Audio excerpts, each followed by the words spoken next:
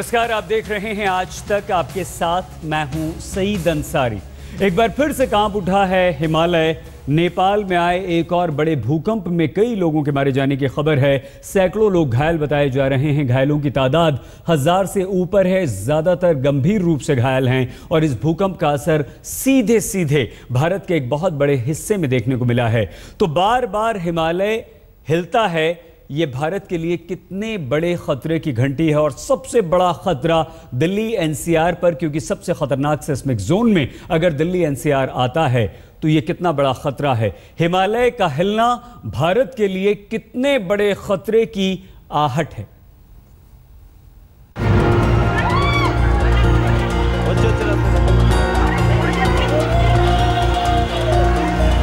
मनहूस 25 अप्रैल के महज 17 दिन बाद एक बार फिर से हिमालय की धरती थर्रा उठी।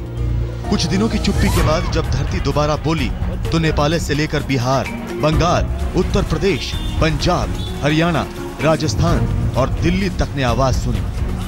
अफरा तफरी मच गई, घर खाली होने लगे और दफ्तरों में भाग दौड़ मच गई। 1 मिनट से ज्यादा समय तक कंपन महसूस किया गया।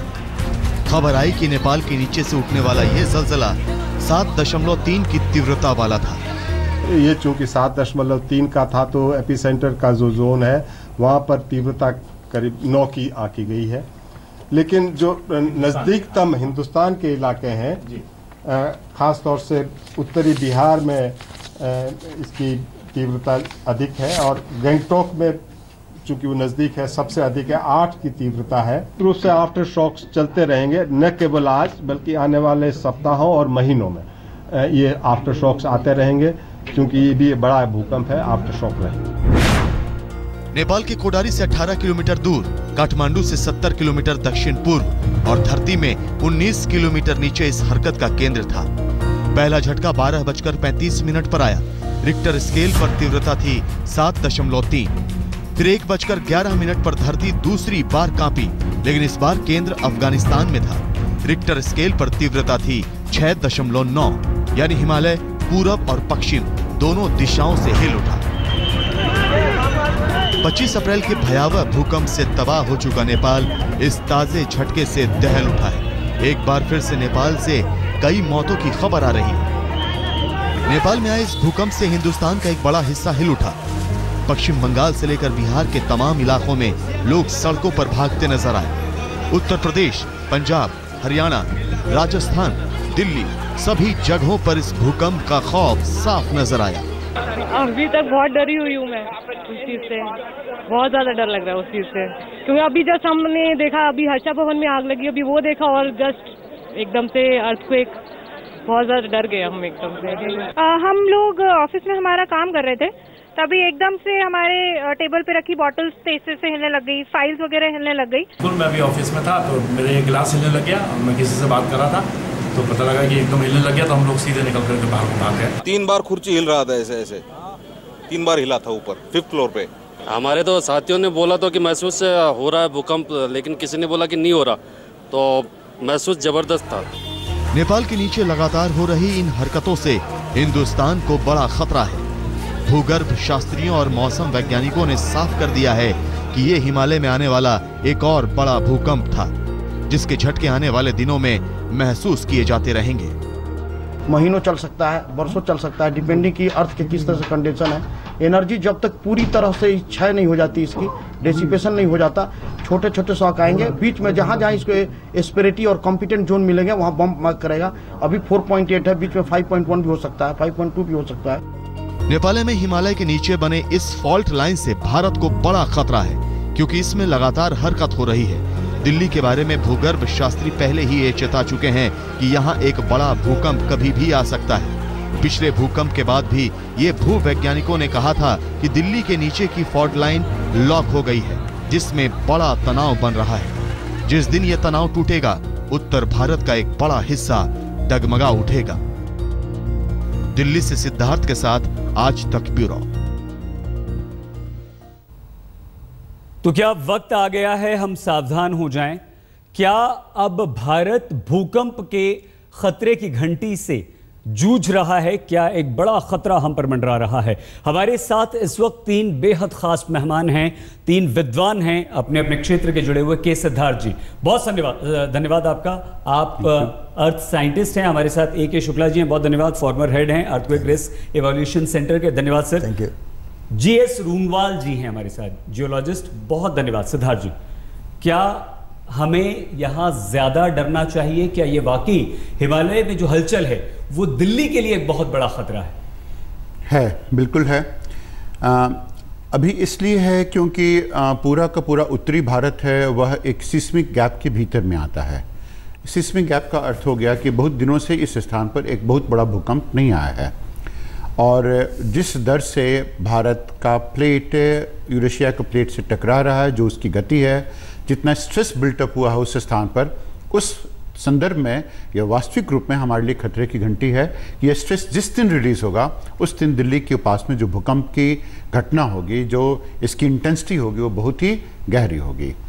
दूसरा कारण इस स्थान पर हमारे पास डरने का वह है कि दिल्ली के पास में भूकंप पहले भी आए होंगे, लेकिन अब यहाँ पर जनसंख्या का घनत्व इतना अधिक है कि अब लोगों ने इतनी असावधानियां बरती हैं कि अगर कोई ऐसी भूकंप की बात आती है तो हताहत होने की मात्रा बहुत ही बढ़ जाएगी। तीसरी बात इससे संबंधित है कि लोग भूकंप को अभी भी समझते हैं कि वो एक आपदा है, वो प्राकृतिक घटना नहीं है। अगर वो प्राकृतिक घटना मानते तो उसके प्रति उनका नज़रिया होता वह सम्मान का होता कि यह घटना होनी ही होनी होती है और होगी भी होगी। वह समझते हैं कि शायद सरकार की इसमें कहीं भूमिका हो सकती है, सरकार ने हमें बचाने की कोशिश नहीं की, या हमारी कोई जिम्मेवारी नहीं है, सारी जिम्मेवारी सरकार की है। ठीक। और 5वां कारण है कि बहुत से स्थानों पर ऐसे घर बने हैं, जैसे मुखर्जी नगर में, वह वास्तविक रूप में एक बहुत ही लूज एरिया है। उस स्थान पर लूज एरिया का मतलब है कि उस स्थान पर सॉइल बहुत ही कमज़ोर है, फाउंडेशन कमज़ोर है, और अगर भूकंप आसपास के क्षेत्रों में कहीं पर होता है तो अगर आसपास के क्षेत्रों में होता है तो उस स्थान पर यमुना का पानी रिस्क भीतर में भी जा सकता है, लिक्विफैक्शन भी हो सकता है, यद्यपि उसके लिए एपी सेंटर दिल्ली के पास में ही होना चाहिए। सर, आप बड़ी महत्वपूर्ण बातें आपने बताई हैं और एक खतरा है, और जो एक बहुत अच्छा बिंदु आपने कहा है कि हम प्रकृति का सम्मान नहीं करते हैं। हम इस पर रूनवाल जी और शुक्ला जी आप दोनों से भी बात करेंगे, लेकिन सर 17 दिन के अंदर ये दूसरा बड़ा भूकंप, ये इशारा किस तरफ कर रहा है शुक्ला जी? नहीं, तो जो जैसा कि कई बार हम लोग शुरू से ही बातचीत कर रहे हैं इस सिलसिले में, जब भी बड़ा भूकंप आता है तो आफ्टर शॉक आते हैं। तो जहाँ तक इस भूकंप की बात है तो वो कोई ऐसी घटना नहीं, सामान्यतः एक मैग्नीट्यूड कम आते हैं, ये थोड़ा सा बड़ा है उससे, 7.3 का हम लोगों ने दिया है।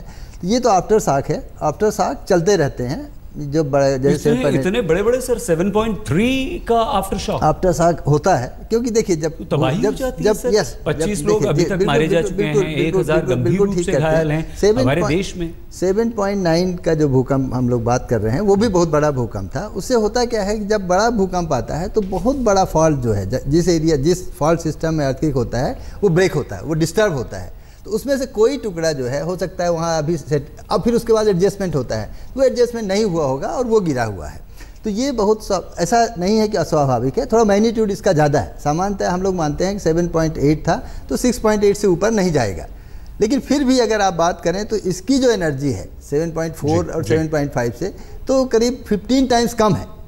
अगर एनर्जी के बात में हम करें कि 7.4 है, 7.3 है इनफैक्ट, और अगर वो 15 टाइम्स कम है उसका जो पहला ज़्यादा होती तो पता नहीं क्या होता फिर। तो इसलिए जो है आफ्टर शॉक का जो है इंटेंसिटी में ये जो आपका एनर्जी रिलीज हो रही है कम हुई है इसमें, तो है ये आफ्टर शॉक। अच्छा, ये बताइए शुक्ला जी कि हमें डरना चाहिए? सिद्धार्थ सर ने जो बात कही, नहीं बिल्कुल डरना नहीं चाहिए, हमको समझना चाहिए, लेसन लेना चाहिए, मतलब प्रकृति का सम्मान। हम आएंगे, हम शुक्ला जी और सिद्धार्थ जी कम से कम एक बात पर तो यहाँ सहमत हो रहे हैं कि हम प्रकृति का सम्मान नहीं कर रहे हैं, जिसकी वजह से एक अच्छा पॉइंट दिया है सर आपने हमें यहाँ चर्चा के लिए। रूनवाल जी, ये पहले तो सर हम ये समझना चाहेंगे कि ये एक आम इंसान की तरह कुछ समझ में नहीं आता, धरती के नीचे हलचल चल रही है, कुछ प्लेट्स आप लोग बताते हैं कि टकराती हैं, खिसकती हैं, ये हिमालय आखिर खिसक क्यों रहा है, और ये क्या उसी की वजह से भूकंप है? देखिए, ये जैसे मेरे दो सहयोगी ने बताया, यहाँ तो हलचल मची रहेगी हमेशा, क्योंकि इतनी चुलबुल होती है पृथ्वी कि कुछ न कुछ कहीं पर प्रक्रिया होती ही रहती है। अब आपका जो प्रश्न है कि यहाँ पर क्यों होता है हिमालय में, अगर आप हिमालय की बनावट देखेंगे तो एक पूर्वी प्लेट थी, उत्तरी प्लेट थी जिसको साइबेरियन प्लेट है, दक्षिणी प्लेट है भारत की। इसके बीच में जो सागर था जिसको तैतीस सागर कहते थे, उसमें जो सेडिमेंट जमा हुए, तो जब दक्षिण की प्लेट या भारत की प्लेट उत्तर की तरफ बढ़ रही है तो उसमें दबाव पड़ा, उससे जितने सेडिमेंट थे वो उछल ऊपर आके ऐसे फोल्ड बन गए जिससे हिमालय पर्वत श्रृंखला बनी। जब हिमालय पर्वत श्रृंखला बनी तो अभी ख़त्म नहीं हुई, ये बनती रहती है और अब ये बढ़ती रहेगी, हमेशा हलचल मचती रहेगी और उसका असर भूकंप के रूप में हमें देखने को मिलता भूकंप के रूप में आएगा। अच्छा, ये सच है सर रुनवाल जी की सबसे खतरनाक सिस्मिक जोन में दिल्ली है? नहीं, ऐसा मत सोचिए। सबसे खतरनाक जोन है 5 जोन जिसमें पूरी हिमालय पर्वत श्रृंखला है, उसके बाद जोन 4 में दिल्ली आता है। और मतलब आता है, देखिए दिल्ली आती है। खतरनाक, हम उसको खतरनाक शब्द क्यों कहते हैं? हम कहते हैं ये साइस्मिकली बहुत एक्टिव एरिया है, ज़्यादा है, इसमें हमें सावधानी ज़्यादा बरतनी पड़ेगी। जो जोन 4 है उसमें ज़रा और भी उसमें थोड़ी सी कम, मगर उससे काफ़ी बरतनी पड़ेगी। इस तरह धीरे धीरे होता है। ठीक है सर। सिद्धार्थ सर ने एक बात कही थी शुरू में, मैं क्षमा आपकी पूरी बात हम जरूर सुनेंगे। आपने कहा था कि हम इसे एक प्राकृतिक आपदा मान लेते हैं, क्या इंसान का कोई वश है भूकंप में? कोई भविष्यवाणी हो सकती है या बचाव करना है तो हमें कैसे करना है? वश नहीं है, वश बिल्कुल ही नहीं है। और यह भूकंप आप ऐसे समझिए प्राकृतिक घटना हम लोगों ने इसलिए कहा कि कम से कम ऐसे करोड़ों भूकंप आए होंगे तो हिमालय का निर्माण हुआ। जो हिमालय हमारी थाती है, जो हिमालय हमारे सम्मान का सबब है। लेकिन आज तो भूकंप निर्माण आप वैज्ञानिकों की नज़र में होता होगा, हाँ, एक आम इंसान की नज़र में तो ये विध्वंसकारी है, ये विनाशकारी है, ये उजाड़ता है, ये मारता है। शुक्ला सर। नहीं, जहाँ तक आपने कहा कि क्या बस में है, मैं बिल्कुल कहना चाहूँगा ये बस में है। क्या सर, भविष्यवाणी? भविष्यवाणी की बात नहीं कर रहा हूँ, उससे निपटने की बात कर रहा हूँ। नहीं, वो मतलब बाद में भूकंप आ गया फिर आप निपटे? नहीं, उसके पहले की मैं बात कर रहा हूँ। अगर आपको रोड में चलते हैं तो आपको मालूम है एक्सीडेंट होगा, तो आप हेलमेट लगाते हैं, बहुत सारे लेते हैं, आपको पता है कि भूकंप आएगा। जैसा अभी आप चर्चा कर रहे थे कि दिल्ली में जोन 4 में रखा गया है, हमको मालूम है दिल्ली में भूकंप आएगा आज, कल, परसों या 10 साल में। और फिर भी हम गगनचुंबी इमारतें बना रहे हैं। लेकिन ये भी मालूम है कि भूकंप नहीं मारता है, बिल्डिंग मारती है। जो भी नुकसान होता है बिल्डिंग से होता है। तो अगर हम बिल्डिंग को ठीक कर लें तो हम भूकंप से बच सकते हैं। अभी मैं आपके थोड़ा सा प्रोग्राम के बारे में भी कहूँगा। अभी 5-6 दिन पहले एक न्यूज़ आई थी जिसमें बताया गया है, म्यूनिसिपल कॉर्पोरेशन ऑफ दिल्ली ने हाई कोर्ट में बताया है कि 70% बिल्डिंग यहाँ पे भूकंप रोधी नहीं है ना। वो ब्रेकिंग न्यूज़ नहीं बनी, वो ब्रेकिंग न्यूज़ नहीं बनी। मैं समझता हूँ वो ब्रेकिंग न्यूज़ बननी चाहिए थी और हमको इस प्रकार बात करना, मान लेना चाहिए था कि 70% घर गिर गए और सर उनको उसी तरह से काम करना चाहिए। 17% जो बिल्डिंग्स हैं उसमें रहने वालों की भी जिम्मेदारी बनती है कि उसे खाली करें और सरकार की भी जिम्मेदारी बनती है अगर नहीं निकल रहे। मैं बल्कि आपसे निवेदन करूंगा मीडिया से कि एक दिन पूरा, जैसे आपने ये 4 भूकंप में काम किया है, पूरा दिन उसमें करिए। हर डिपार्टमेंट जो रिस्पॉन्सिबल है उसको बुलाइए, क्या लिया है। प्रिज्यूम कर लीजिए कि 7.5 भूकंप आ गया, 6.9 दिल्ली में 7.4 नहीं आएगा, दिल्ली में अराउंड 6.5 के करीब होगा। हिमालय का भी प्रभाव पड़ेगा अगर वहां बड़ा आता है। ये मान लीजिए कि भूकंप आ गया है और हमको अब क्या करना है। ठीक है सर, ये बहुत ही अच्छा आपका सुझाव है। सिद्धार्थ जी, रुनवाल जी, हम आपसे सर बात करेंगे क्योंकि आप उतना बड़ा खतरा और डरने की बात नहीं करते हैं, जबकि सिद्धार्थ जी और शुक्ला जी कहते हैं कि हाँ, डरने की जरूरत हमें है और हमें यहाँ सावधान रहना चाहिए। हिंदुस्तान को सावधान होना है, लेकिन सरकार से, प्रकृति से हम कुछ नहीं कर सकते। सरकार से बहुत ज्यादा जिम्मेदारी आपकी, हमारी है, प्रकृति के सम्मान की है, जो सिद्धार्थ जी ने यहां पर मुद्दा उठाया। नेपाल में एक बार फिर से भूकंप आया। दिल्ली, एनसीआर समेत उत्तर भारत के कई सारे इलाकों में भूकंप के झटके महसूस किए गए और ये इशारा है एक बहुत बड़े खतरे का, तो हमें सावधान रहना है। हमारे साथ 3 विद्वान जुड़े हुए हैं, लेकिन एक और मेहमान हमारे साथ जुड़ चुके हैं। हमारे साथ दिल्ली यूनिवर्सिटी से डिपार्टमेंट ऑफ जियोलॉजी के HOD professor CS Dubey ji जुड़ गए हैं। प्रोफेसर दुबे, बहुत धन्यवाद आपका। और सवाल आपसे यही कि ये जो कंक्रीट के जंगल हम खड़े कर रहे हैं दिल्ली और एनसीआर में, ये भूकंप को कितनी दावत देते हैं या ये कितने खतरनाक हैं अगर कोई ऐसी अनहोनी प्राकृतिक आपदा भूकंप जैसी आती है तो? प्रोफेसर दुबे। देखिए, बार बार हम लोग बता रहे हैं, जितने भी वैज्ञानिक हैं, कि जो नॉर्थ ईस्ट का इलाका और ईस्ट का एक इलाका जो है दिल्ली का, वो लिक्विफेक्शन के हिसाब से उस पर अर्थक्वेक का ज़्यादा असर पड़ेगा। और हमारी जो अपनी साइंटिफिक रिसर्च है वो भी यही बताती है कि अगर 5.5 से 6 का या 6.5 का अर्थक्वेक आएगा तो 6.5 में 70%, 6 के ऊपर 50% और 5.5 पे 15 से 20% दिल्ली के इलाकों को हानि होगी। 15 से 20% दिल्ली के इलाके हैं, उन्हें नुकसान होगा। सभी लोग ये कह रहे हैं कि ये खतरा है, इससे हमें बचना होगा, और बचें तो हम बचें कैसे, इसी पर चर्चा कर रहे हैं। क्या ऊंची ऊंची इमारतें, गगनचुंबी इमारतें जो खड़ी हो रही हैं, कंक्रीट का जो जंगल बनता जा रहा है हमारा शहर, यही भूकंप को चेतावनी, भूकंप को दावत देता है, और यही सबसे बड़ी चेतावनी और खतरा है। नेपाल में भूकंप के बाद हिंदुस्तान में भूकंप के झटके महसूस किए गए और ये सवाल उठने लगा कि हमें सावधान रहना चाहिए। नेपाल में मरने वालों की तादाद लगातार बढ़ रही है और अब ये 42 तक पहुंच चुकी है। अब तक 42 की खबर आई है, 42 लोग मारे जा चुके हैं, 1000 से ज़्यादा लोग जख्मी हैं और ज़्यादातर बताया जा रहा है कि इन 1000 लोगों में ज़्यादातर जो जख्मी हैं, घायल हैं, वो गंभीर रूप से घायल हैं। हमारे देश में भी इसका व्यापक असर हुआ है। 16 लोगों की अकेले बिहार में जान गई और पिछली बार जब भूकंप आया था 18 दिन पहले, तब भी सबसे ज़्यादा मौत अगर कहीं हुई थी तो वो बिहार में हुई थी। उसके बाद उत्तर प्रदेश में एक शख्स की मौत की खबर है भूकंप से, लेकिन घायल काफ़ी हुए हैं। 7.3 तीव्रता का ये भूकंप था, लेकिन विद्वान इसे आफ्टर शॉक बता रहे हैं। अगर ये पहला भूकंप होता तो शायद काफ़ी ज़्यादा खतरा यहाँ पर हो सकता था। लेकिन अब सवाल यह है कि हिंदुस्तान में भूकंप के झटके जो महसूस किए जा रहे हैं, तो हमें कितना सावधान रहना है, हमारे लिए कितना बड़ा खतरा है ये भूकंप। और एक बात आप लोगों से जो चर्चा करके जो बातचीत में निकलकर यहाँ पर सामने आई है, वो इतना तो हम समझ रहे हैं कि भूकंप को रोका नहीं जा सकता। ये प्रकृति का नियम है जो प्रकृति की तरफ से होता रहेगा, और उसका अच्छा या बुरा, अच्छा असर आप लोगों के लिए ज़रूर होगा, बुरा असर हम लोगों के लिए, आम इंसान के लिए होता है। तो हमें कैसे इससे पार पाना होगा? सिद्धार्थ जी, भूकंप तो आएगा, ये तो सच्चाई है। 2 बातें आप प्लीज़ हमें बताइए। क्या भूकंप, ऐसा हो सकता है कि भूकंप ना आए, और अगर आए तो हम कैसे बचें, या हम नुकसान हमें ना हो? हम इस तरह कम से कम की बात नहीं कर रहे हैं, हम कह रहे हैं कि नुकसान हो ही ना। क्यों हो नुकसान? बिल्कुल संभव है। उसमें 2 बातें करनी पड़ेंगी हमें। एक तो हमें मान लेना पड़ेगा कि भूकंप आया था, आ रहा है और आएगा भी आएगा।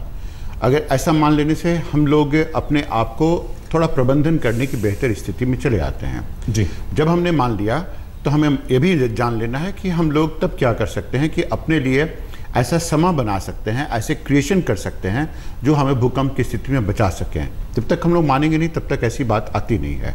तो हमारे पास में ढेर सारे ऐसे अर्थक्वेक रेजिस्टेंट स्ट्रक्चर्स बन सकते हैं, अर्थक्वेक से सुरक्षा के लिए बहुत से काम हो सकते हैं, और उसको हम लोग अमल भी कर सकते हैं।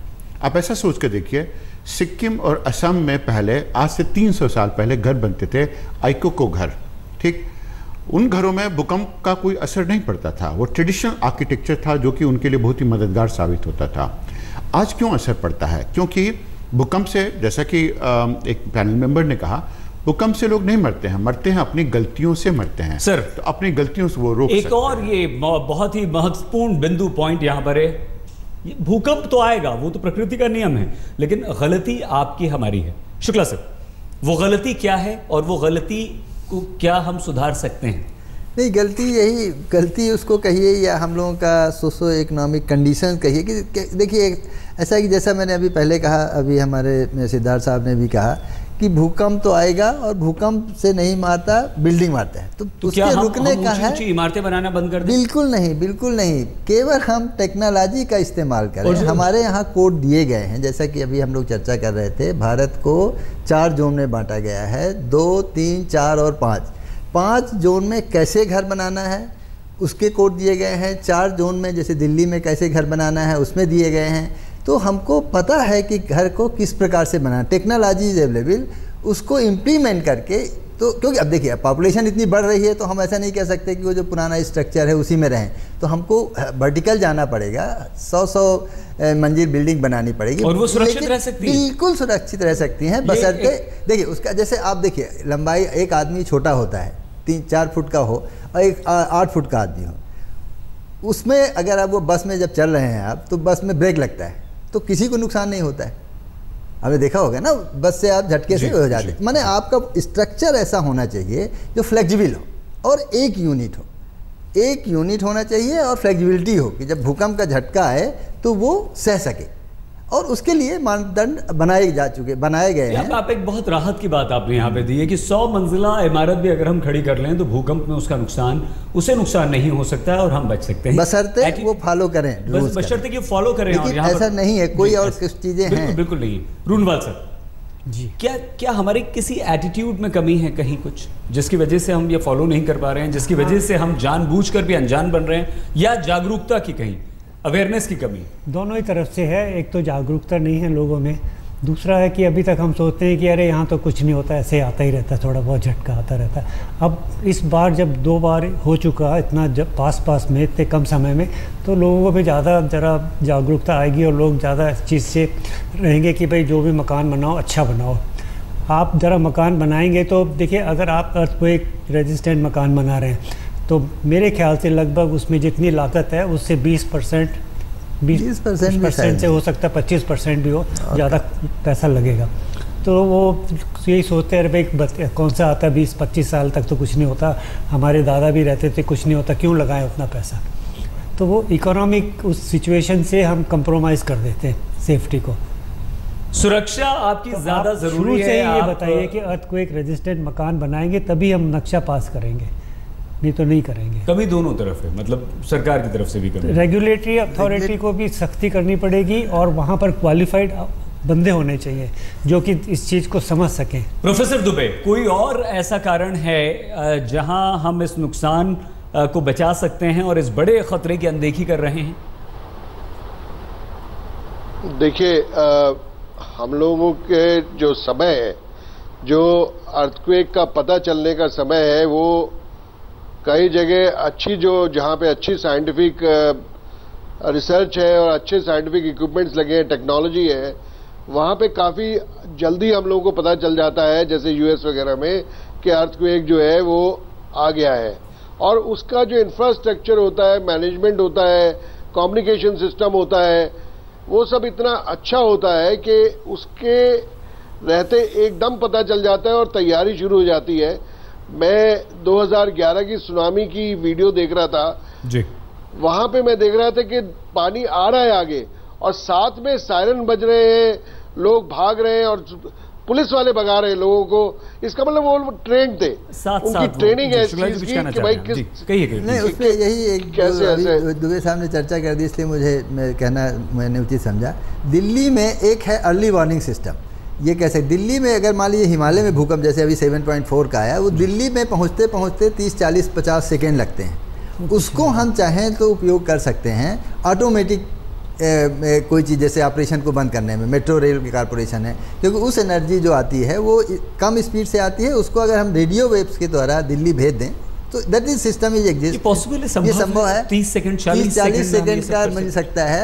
आप अपना जो ऑटोमेटिक ऑपरेशन है, मेट्रो रेल बंद है, जैसे न्यूक्लियर कॉर्पोरेशन होते हैं, तो वो किया जा सकता है। तो दैट इज आल्सो पॉसिबिलिटी, वो कर सकते हैं। हम चाहेंगे सिद्धार्थ जी, आपसे शुरुआत करते थे। आपने प्रकृति के सम्मान की बात की थी, वो सम्मान सिर्फ घर बनाने को लेकर है, अर्थक्वेक रेसिस्टेंट हाउस बनाया जाए बस उतने से ही हो जाएगा, या कुछ और भी बातों का हमें ख्याल रखना होगा ताकि इस खतरे को हम टाल सकें? नहीं, ऐसा नहीं है कि लोग समझ लेंगे कि हम लोगों ने प्रकृति के सम्मान कर दिया तो भूकंप आने बंद हो जाएंगे, ऐसा नहीं है। प्रकृति के सम्मान का मतलब हो गया कि आप इस बात को मानते हैं कि ऐसी घटना है और ये प्राकृतिक घटना है, ये प्राकृतिक घटना की वजह से ही बहुत से उनके फायदे हुए हैं। हाँ, अब उन्होंने ऐसे घर बनाने शुरू किए जिसकी वजह से उनके घर गिरने शुरू हो गए हैं। तो जब तक यह एटीट्यूड में चेंज नहीं आएगा कि ऐसा होगा ही होगा, तब तक लोग ऐसा प्रिकॉशन नहीं ले सकते हैं। प्रिकॉशन तभी लेते हैं जब वो मान लेते हैं कि हाँ ऐसा होने वाला है, ठीक, कि भूकंप आएगा ही, तभी तो प्रिकॉशन लेंगे। और भूकंप आने वाला ही है और ये हमारे जीवन की घटना होगी, हमेशा के लिए घटना होगी, तभी तो ऐसे प्रिकॉशन लेंगे। और प्रिकॉशन के लिए हमारे पास में टेक्नोलॉजी, पूरी दुनिया में टेक्नोलॉजी ऐसे हैं और वो हमारे पास भी। हाँ, अब सोचिए डेनवर एक स्थान है यूएस में, उस स्थान पर हर साल आर्टिफिशियल भूकंप क्रिएट करके भूकंप की एनर्जी को रिलीज करने से रोका जाता है। हर साल वहाँ भूकंप आते हैं, हर साल वहाँ की किसी दरार में ढेर सारे तेल डाले जाते हैं और ट्रिगर किया जाता है उस स्थान पर भूकंप को, डेनवर में। शुक्ला जी, ये जो कंक्रीट के जंगल बन रहे हैं, क्या ये रुकने चाहिए? नहीं रुकने, क्योंकि हमारे पास अब अल्टरनेट नहीं, इतना पॉपुलेशन बढ़ गई है तो आपको बिल्डिंग तो बनानी पड़ेगी और वर्टिकल जाना पड़ेगा। ज़मीन की कमी की वजह से आप वर्टिकल जाएंगे। आप टेक्नोलॉजी इस्तेमाल में, यही कह रहा हूँ, आप टेक्नोलॉजी करिए। बड़ी आप देखते हैं कैलिफोर्निया और यूएसए में भूकंप आता है, 8 का भूकंप आया है, कैलिफोर्निया में फॉल्ट प्लेन पे शहर बसा हुआ है, बिल्डिंग हिलती है, इट्स ओके, लोग आनंद लेते हैं, बल्कि फ्री में आप में झूला झूल रहे हैं। आपकी बॉडी जैसे आप नहीं बिल्कुल, आपकी बॉडी एक यूनिट, मैंने एक बेसिक कॉन्सेप्ट ये है कि आपका एक बिल्डिंग हो, एक यूनिट हो, उसमें फ्लेक्सिबिलिटी हो। बिल्कुल। लेकिन शुक्ला जी से ठीक है, हम मानते हैं आपकी बात, पॉपुलेशन बढ़ रही है, जगह की कमी है, हमें ऊंची ऊंची बिल्डिंग्स बनानी पड़ेगी, लेकिन कुछ हजम नहीं होती बात। दूसरी तरफ हम पेड़ काटे जा रहे हैं, हरियाली खत्म होती जा रही है, क्या ये हमें ख्याल नहीं रखना है? देखिए, ये ऐसी पर्यावरण की प्रश्न है एक्चुअली, जिसको कि आप जियोलॉजी से भी जोड़ सकते हैं, सब चीज़ से जोड़ सकते हैं। हमें इंसान के रहने के लिए मकान बनाना ही है। जैसा शुक्ला साहब ने कहा, ज़मीन तो कम है, आपको तो ऊपर जाना ही जाता है, हाई राइज बिल्डिंग्स तो बनानी ही बनानी।